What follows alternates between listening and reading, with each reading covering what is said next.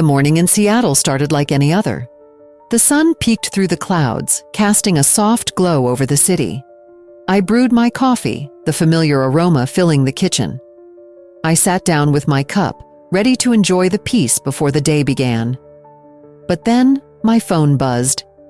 I glanced at the screen, expecting a message from Nathan, maybe a sweet note to start my day. Instead, my heart sank as I read the words on the screen. "Hey, just wanted to let you know I'm with Nathan. We've been seeing each other for a while." Those words shattered my calm. I felt like the floor had dropped from beneath me. My mind raced. What did this mean? How could he betray me like this? The shock twisted into confusion and hurt, and before I knew it, anger bubbled to the surface. I could feel it building, hot and fierce, like a storm brewing in my chest.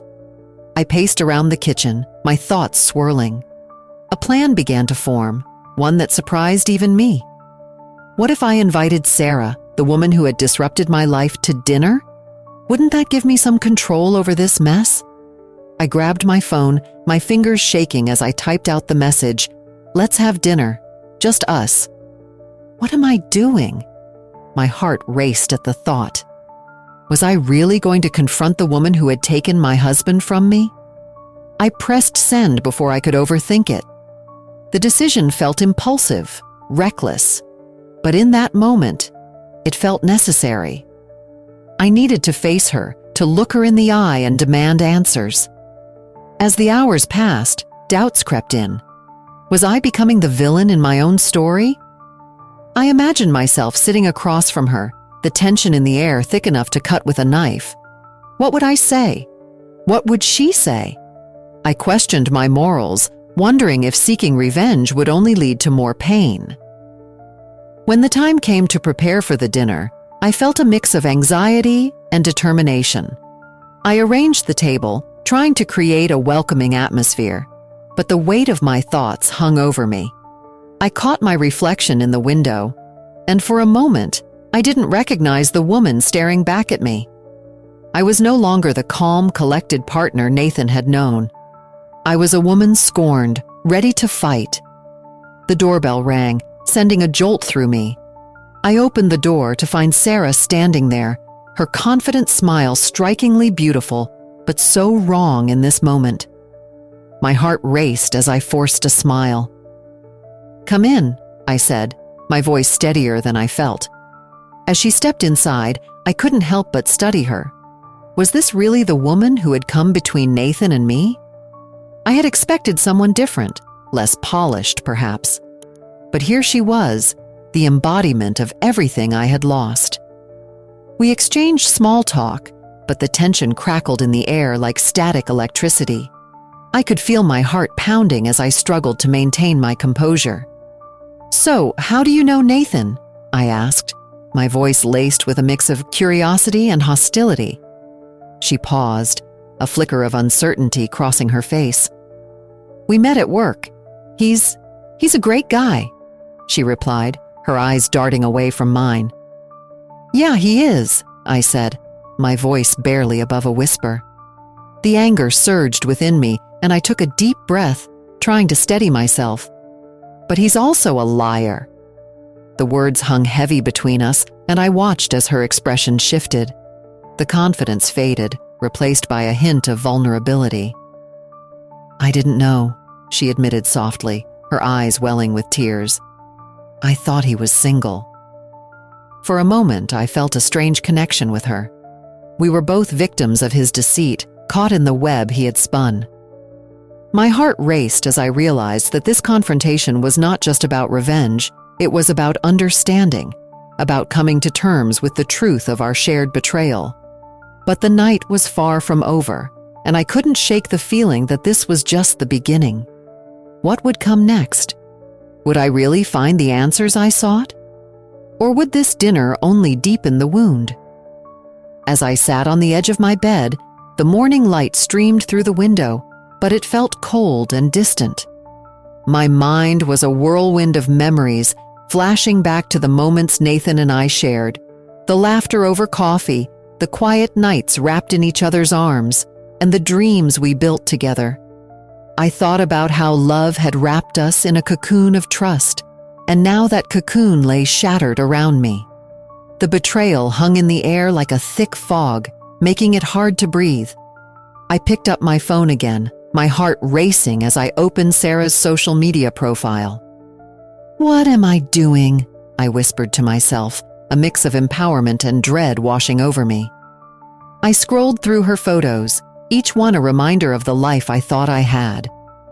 There she was, smiling, carefree, living a life that had intertwined with mine in a way I never wanted.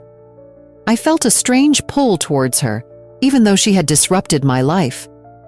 "I need to know who this woman is," I muttered, my fingers tapping the screen. With each picture, I uncovered more details about Sarah. She seemed to have a perfect life, filled with friends and adventures, yet here I was, the woman scorned. Why does she get to be happy? I found myself questioning. My anger towards Nathan surged again, but mixed in was a reluctant curiosity about Sarah. Is it her fault, or is it Nathan's? I pondered, feeling the duality of my emotions clash inside me. As the day wore on, I felt a strange calmness settle over me. This dinner plan was my way of reclaiming control over my life. I wanted to confront the woman who seemed to have everything I had lost. Sarah is just a pawn in Nathan's game, I told myself, trying to justify my decision. I need to understand this whole mess. But as I prepared for the evening, doubt crept in. I stood in front of the mirror, adjusting my dress for what felt like the 100th time. Am I really doing this? I asked my reflection, searching for answers in my own eyes. What if I become the villain in my story? My heart raced at the thought, but I shook my head, trying to push it away. No, I need to face her. I deserve that much. When the clock struck 7, I felt a knot in my stomach. The anticipation mixed with anxiety was almost unbearable. I took a deep breath and looked at the table I had set. Everything was perfect. The candles flickered softly, and the aroma of dinner wafted through the air. This is it, I whispered, steeling myself for the encounter.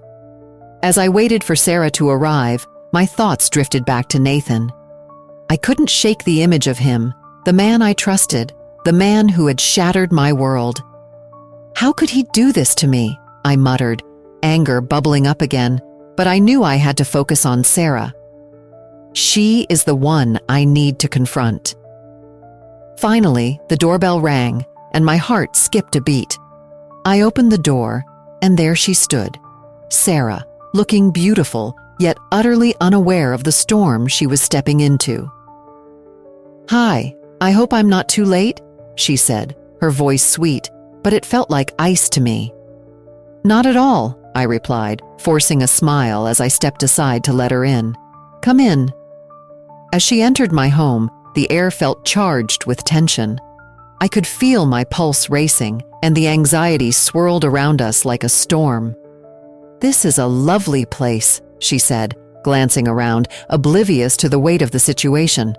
"Thanks," I managed, my mind racing. "Let's eat." We sat down, and I could hardly focus on the food in front of me. Small talk began to flow, but I felt the underlying hostility simmering between us. "So, how do you know Nathan?" I finally asked, my voice steady despite the chaos inside. Her eyes widened slightly, and for a moment, I thought I saw a flicker of vulnerability. "We met through mutual friends," she said, her tone light. "He's really great." "Great? Is that what you call a man who lies?" I shot back, unable to hold my emotions in check any longer. Sarah's expression shifted, and I could see the realization dawn on her. "I didn't know," she replied softly, and I sensed a hint of sincerity in her voice. "I thought he was single." In that moment, the emotional dynamic shifted. We were two women caught in the same web of betrayal, and suddenly, I felt a strange sense of empathy for her. The anger that had fueled my fire began to wane as we both confronted the reality of our shared pain. "Maybe we both deserve better," I said quietly, searching her eyes for understanding. The night was far from over, but I knew that this encounter would change everything. The dinner table was set with care. I chose the white tablecloth that Nathan and I had bought together years ago, the one that had seen countless meals filled with laughter and love. Now it felt heavy with the weight of betrayal. Candles flickered softly, casting warm light over the plates, but the atmosphere felt anything but warm. I could hear my heart pounding as I waited for Sarah to arrive. When she finally walked through the door, my breath caught in my throat. Sarah was beautiful, with her long hair cascading over her shoulders and a smile that seemed too bright for the tension in the room. She looked at me, and for a moment I could see the confusion in her eyes. "Hi, I'm Sarah," she said, extending her hand. "I know who you are," I replied, my voice steadier than I felt. I forced a smile, and we shook hands, but it felt more like a battle line being drawn. We settled into awkward small talk. I poured us both a glass of wine, hoping it would ease the tension. "So, how do you know Nathan?" I asked, keeping my tone casual. "Oh, we met through work. He's really talented at his job," she replied, her gaze drifting as if she was searching for the right words. "Right, he is." I clenched my jaw, trying to keep my composure. "And you two became close?" Her expression shifted, and I could see a flicker of unease. "It was more complicated than that." "Complicated?" I echoed. "Nathan seems to have a talent for making things complicated." She looked at me, really looked at me, and I saw the glimmer of tears in her eyes. "I didn't know he was with you, I promise. I thought he was single." A wave of unexpected empathy washed over me, but I pushed it away. "You think that makes it okay? You think that absolves you from any part in this mess?" "I didn't mean for this to happen," she replied, her voice rising slightly. "I thought he was being honest with me." I leaned back in my chair, trying to process her words. "So you were deceived too?" I asked, my tone softer now, almost curious. "Yes," she said, her voice barely a whisper. "Just like you." The reality of our shared betrayal hung in the air, heavy and suffocating. I felt a strange connection with her. We were both victims of Nathan's lies, caught in a storm we didn't create. It was unsettling. "I thought I would feel anger towards you," I admitted. "But it turns out, I just feel sad." "I feel sad too," Sarah said. "I never wanted to hurt anyone. I just wanted to be happy." In that moment, the tension shifted. We were no longer just adversaries. We were two women who had been wronged by the same man. I could see the pain in her eyes, and it mirrored my own. "I loved him," I said quietly. "I thought we had something real." "We all did," she replied, her voice full of sorrow. "I can't believe I let myself fall for someone who was lying to me." "Do you think he even cares?" I asked, the bitterness creeping back into my tone. "I don't know," she said, shaking her head. "But I do know that we deserve better than this." Her words struck a chord within me.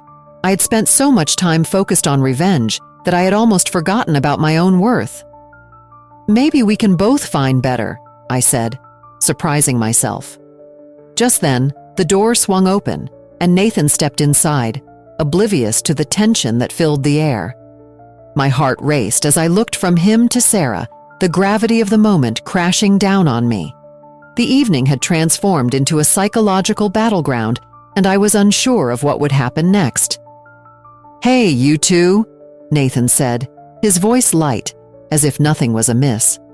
But I could see the confusion on his face as he noticed the charged atmosphere. "Hi, Nathan," Sarah replied, her voice steady, but her eyes darting nervously. As he approached, I could hardly breathe. The confrontation I had been dreading was now inevitable, and I was left wondering what would happen when all the pieces of this tangled web finally unraveled. The doorbell rang just as I took a sip of my wine, sending a jolt of nerves through me. I looked at Sarah, who sat across the table, her expression a mix of curiosity and concern. "Is that?" she began, but I cut her off. "Please just stay calm," I whispered, my heart racing. I set my glass down, trying to steady myself. Nathan was not supposed to be here. Not now. Not when everything was finally coming to a head. I opened the door, and there he stood, looking both surprised and guilty. "Hey," he said, attempting a smile that didn't reach his eyes. "I didn't think you'd be home." "Clearly," I replied, my voice icy. "You weren't invited." He stepped inside anyway, glancing from me to Sarah, who sat frozen at the table. The tension in the room thickened, and I could feel the weight of the moment pressing down on us. I had wanted this confrontation, but now that he was here, I felt the chaos of my plans unraveling. "What are you doing here, Nathan?"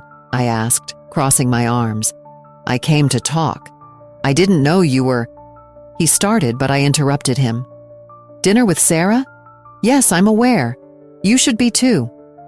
I gestured toward Sarah, who looked like she wanted to disappear. "This is the woman you betrayed me with." Nathan's face paled. "I didn't mean for you to find out like this," he said, his voice shaky. "I was going to tell you." "Tell me what? That you were cheating on me?" I felt the anger boiling inside me, and I took a step closer. "Do you really think that would make it better?" Sarah finally spoke up, her voice trembling. "I didn't know about you. I swear. I thought he was single." Nathan turned to her, desperation in his eyes. "Sarah, please, just let me handle this." "No," I shot back, my heart racing. "You've made your choice, Nathan. You can't just control the narrative anymore." He ran a hand through his hair, frustration evident in his movements. "I made a mistake. I love you. You know that." "Do I?" I challenged him, my voice rising. "You've shattered my trust. I don't even recognize the person standing in front of me." The silence was deafening. I could see the conflict in Nathan's eyes, the panic and guilt swirling together. He took a deep breath, trying to regain control. "Let's just talk this through. We can fix this." "Fix this?" I echoed, incredulous. "You think I can just forget everything? The lies? The betrayal? You've turned my life into a mess." "I never wanted to hurt you," Nathan insisted, his voice softer now, almost pleading. "I thought I could keep both of you happy." "Happy?" I laughed bitterly. "You're delusional. You think this is about happiness? It's about honesty, Nathan, something you clearly don't understand." Sarah shifted in her seat, looking uncomfortable. "Maybe we should all just take a breath and—" "No," I snapped, cutting her off. "This is between Nathan and me." Nathan stepped forward, desperation etched on his face. "Please, just give me a chance to explain. I can change." "Change?" I scoffed. "You think I want to hear more empty promises? You've had your chance, Nathan, and you blew it. I don't want to be with someone who can't be honest with me, who lies to my face." The words hung in the air, and I could see the realization dawning on him. "What are you saying?" he asked, his voice trembling. "I'm saying it's over," I said firmly, feeling a weight lift off my shoulders. "I can't do this anymore. I deserve better than your lies." Nathan's expression shifted to one of disbelief. "You can't be serious." "I am," I replied, my heart pounding. "This isn't love. This is just pain. I need to choose myself for once." As the truth settled between us, I felt a sense of clarity wash over me. The evening that had started as a chaotic dinner had transformed into a moment of liberation. I had finally spoken my truth.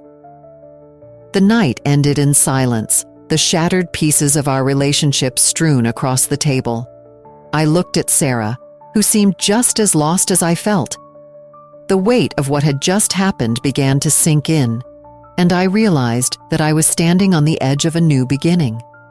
With Nathan's presence lingering like a ghost, I took a deep breath, ready to face whatever came next. In the days following the dinner, a strange mix of relief and sorrow washes over me.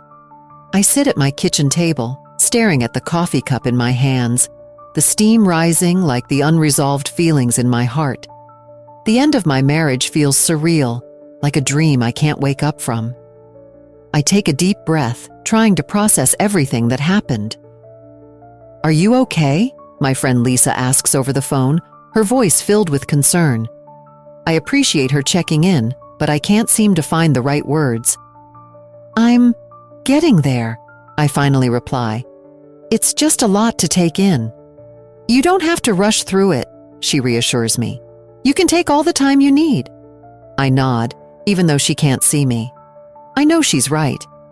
I need to allow myself to feel the pain and confusion that comes with heartbreak.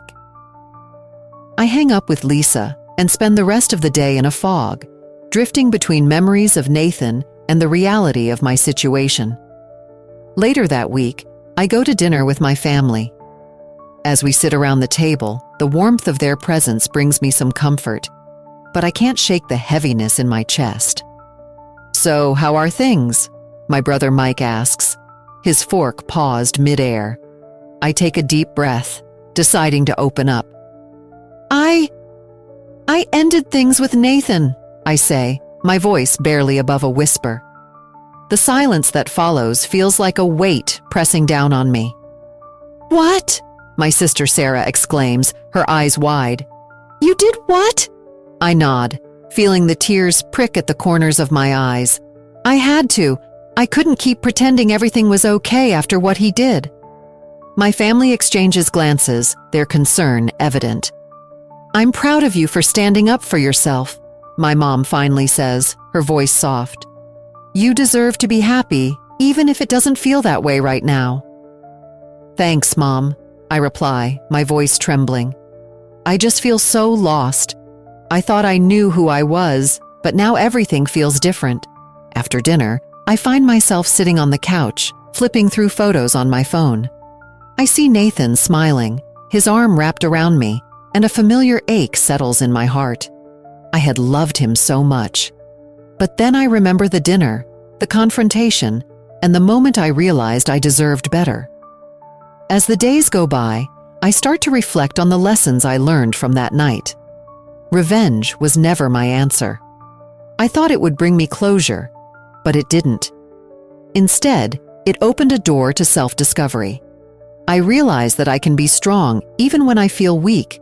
I can choose to move forward, even if it's hard. One afternoon, I sit down and write in my journal. "I refuse to let this define me," I scribble furiously. "I will rise from the ashes of this betrayal." I feel a flicker of hope as I write those words. "Hey, what are you working on?" Lisa asks, peeking over my shoulder as she drops by unexpectedly. "Just some thoughts," I say, closing the journal, trying to figure things out. "Want to talk about it?" she offers, sitting beside me. I take a moment, then nod. I'm trying to understand how to rebuild my life. I've realized that feeling vulnerable doesn't mean I'm weak. It means I'm human. Lisa smiles, her eyes bright with understanding. "That's a huge step. You're allowed to feel all of this, and it's okay to take your time." As we talk, I feel a sense of empowerment growing within me. I start to embrace my vulnerability, knowing that it will guide me toward healing. I can't change the past, but I can shape my future. In the days that follow, I make small changes in my life. I start to reconnect with old friends and explore hobbies I had set aside. Each step forward feels like reclaiming a piece of myself that I thought was lost forever. I remember who I am beyond Nathan, and it feels liberating. I may have faced betrayal, but I refuse to let it break me. My journey is just beginning, and I am ready to embrace it fully. The process of healing is slow, but I know it is necessary. Each day feels like a step forward and a step back at the same time. I wake up in the morning and stare at the ceiling, reminding myself that today is a new day. I take a deep breath and slowly get out of bed.